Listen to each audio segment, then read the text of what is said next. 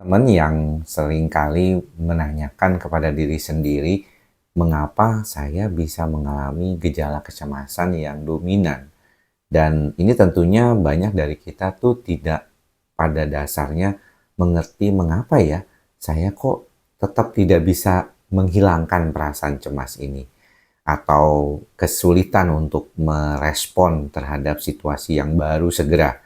Nah, ini hari ini kita mau berbicara tentang faktor-faktor yang menentukan problem kecemasan ini supaya kita bisa lebih aware ya tentunya bagaimana ke depannya. Karena langkah ini yang penting ya buat teman-teman.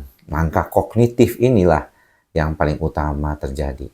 Jadi pertama, kalau teman-teman yang ingin mengatakan kepada dirinya, harusnya saya tuh tidak perlu lagi punya kecemasan atau kekhawatiran. Nah, ini tidak sepenuhnya benar ya, teman-teman ya. Karena kalau teman-teman itu perlu menyadari kecemasan adalah suatu kondisi yang memang tidak normal ya. Tapi ya, otak kita, khususnya otak yang berkaitan dengan sistem saraf pusat amigdala kita, itu memang dirancang sebagai sesuatu proses untuk melihat adanya ancaman dari luar. Jadi kalau teman-teman melihat bahwa kok saya sepertinya selalu mencemaskan atau mengkhawatirkan segala sesuatu yang belum terjadi. Nah, itu adalah bagian dari proses mekanisme defense atau mekanisme pertahanan alami yang sebenarnya kita punya. Namun pada pasien cemas terlalu berlebihan. Jadi terlalunya ini yang perlu diperhatikan. Jadi kalau kita punya kecemasan itu dan teman-teman khawatir ya kalau misalnya bagaimana caranya menghilangkan kondisi ini gitu. Kayaknya saya kepinginnya kalau bisa ya tidak bolak-balik punya kekhawatiran ya kan. Tapi di lain pihak teman-teman harus sadar bahwa kondisi ini memang akan berada pada situasi yang demikian. Jadi pengobatan, kognitif terapi itu tujuannya untuk mengurangi keterlaluannya itu. Kalau misalnya masih dalam proses terapi dan sudah mulai berkurang, nanti ketika mulai adanya lepas obat pada pasien-pasien yang menggunakan obat, tujuannya dia tidak terlalu berlebihan lagi. Tapi bukan berarti nggak datang. Jadi bisa aja dia masih bisa datang gejala kecemasannya, tapi si pasien menyadari bahwa oh ini adalah mekanisme defense yang ada dan mungkin ini malah sebaiknya kita bisa lakukan untuk mengingatkan kepada saya, oh berarti saya lagi kelebihan beban. Saya lagi kebanyakan mikir yang mungkin tidak terlalu perlu ya. Jadi saya harus stepping down nih ya, turunkan sedikit, cooling down. Mungkin saya kelelahan, tidurnya saya kurang atau lagi banyak kepikiran hal-hal yang mungkin tidak perlu selalu dipikirkan. Jadi itu yang nomor satu. Nah, kalau kita nanti berproses, maka selanjutnya yang bisa kita lakukan adalah bagaimana kita bisa mengelola kecemasan itu jadi sesuatu yang bisa mengingatkan kita.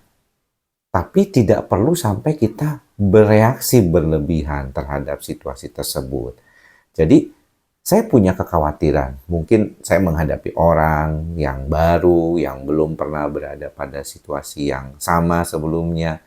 Atau saya punya kekhawatiran kalau orang itu tidak akan mempunyai respon yang sama seperti saya gitu ya. Itu yang mungkin perlu diperhatikan.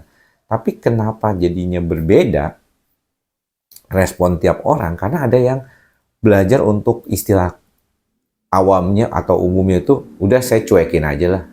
Saya nggak perlu terlalu peduli dengan hal-hal yang tadi dibilang gitu ya. Biarkan aja lah kondisinya itu terjadi. Toh saya juga nggak terlalu punya kepentingan terhadap situasi tadi. Nah ini yang penting ya teman-teman. Karena banyak dari kita itu seringkali terlalu berlama-lama memikirkan hal tersebut gitu ya. Tanpa berusaha atau berupaya untuk segera keluar gitu. Yang mana kalau kita perhatikan kondisi ini malah akan membuat kesulitan sendiri. Karena kita berfokus pada bagaimana kita kok kenapa begini, kenapa? Jadi sibuk aja dengan pikiran-pikiran itu, tapi kita nggak mau berusaha keluar untuk mengatasi masalah tersebut. Ini salah satu problem yang sering terjadi pada banyak pasien. Dan kalau melihat itu, orang-orang yang mungkin saat ini sedang dalam terapi, tentunya fokus utamanya bukan melepaskan obat saja, tapi bagaimana menyiapkan diri melepaskan dari pikiran negatif tersebut kalau misalnya ketika nanti lepas obat, dia masih suka datang. Yang pertama adalah segera kenali dan berupaya mengafirmasi di dalam diri bahwa semuanya itu adalah pikiran negatif sendiri yang merupakan mekanisme defense. Jadi bukan ditentang, tetapi dianggap bagian dari diri kita sendiri, tapi itu tidak terlalu akan berpengaruh terhadap diri kita, harusnya. Gitu ya. Jadi memang nggak gampang nih, teman-teman perlu berulang kali mendengarkan ini. Dan saya berharap kalau lagi dalam kondisi cemas memang agak susah. Karena pikirannya itu adalah fight and fight response-nya terlalu dominan.